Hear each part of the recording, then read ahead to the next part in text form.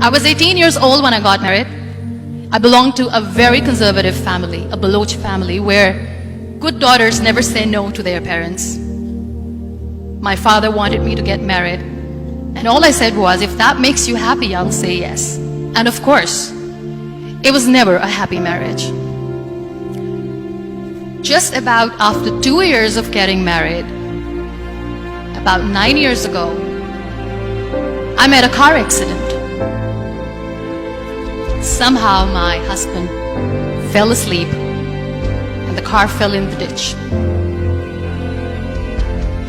He managed to jump out, saved himself. I'm happy for him. But I stayed inside the car and I sustained a lot of injuries. The list is a bit long. Don't get scared. I'm perfectly fine now. Radius ulna of my right arm were fractured. The wrist was fractured. Shoulder bone and collarbone were fractured. My whole rib cage got fractured. And because of the rib cage injury, lungs and liver were badly injured.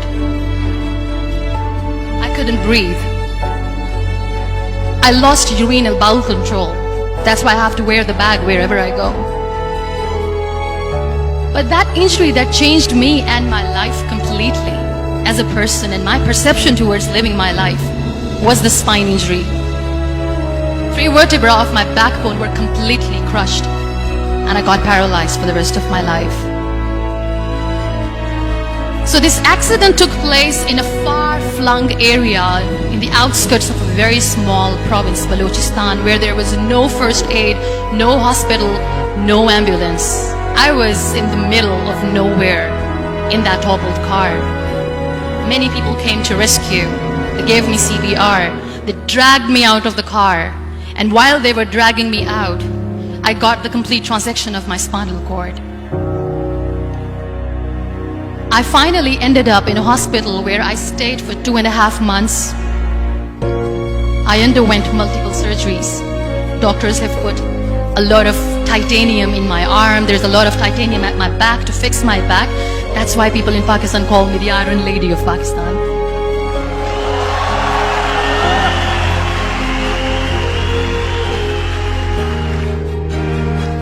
Those 2.5 months in the hospital were dreadful.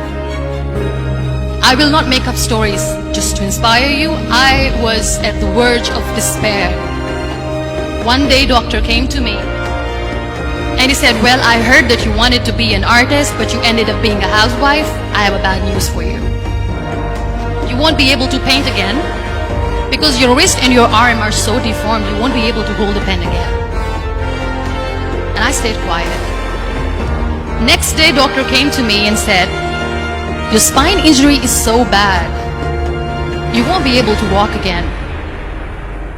I took a deep breath and I said, it's all right.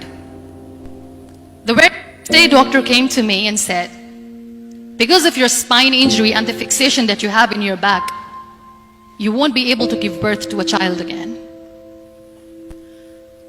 That day, I was devastated. I still remember, I asked my mother, why me?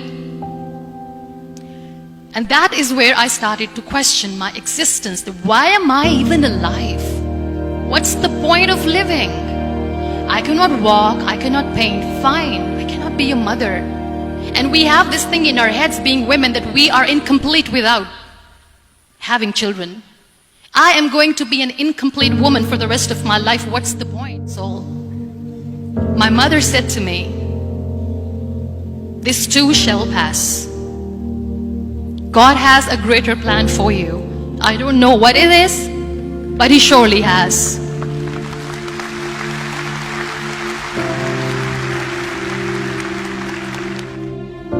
So what kept me going was, one day I asked my brothers, I know I have a deformed hand, but I'm tired of looking at these white walls in the hospital and wearing these white scrubs.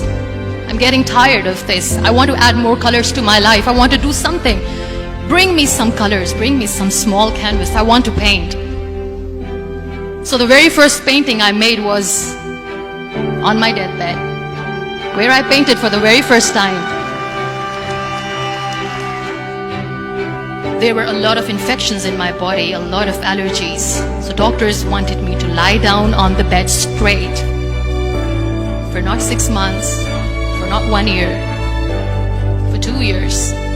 I was bedridden, confined in that one room, looking outside the window, listening to the birds chirping, and thinking maybe there will be a time when we'll be going out with the family and enjoying the nature. That was the time where I realized how lucky people are, but they don't realize. And you know how it all began? That day I decided that I'm going to fight my fears. We all have fears. Fear of unknown, fear of known, fear of losing people, fear of losing health, money. We want to excel in career, we want to become famous, we want to get money. We are scared all the time. So I wrote down one by one all those fears. And I decided that I'm going to overcome these fears one at a time. You know what was my biggest fear? Divorce. At work. But the day I decided that this is nothing but my fear, I liberated myself by setting him free.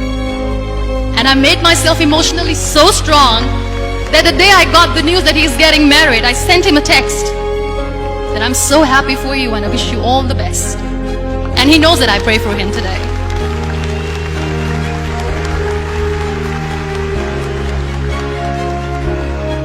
My biggest fear, number 2, was I won't be able to be a mother again. And that was quite devastating for me. But then I realized there are so many children in the world, all they want is acceptance. So there is no point of crying, just go and adopt one. And that's what I did.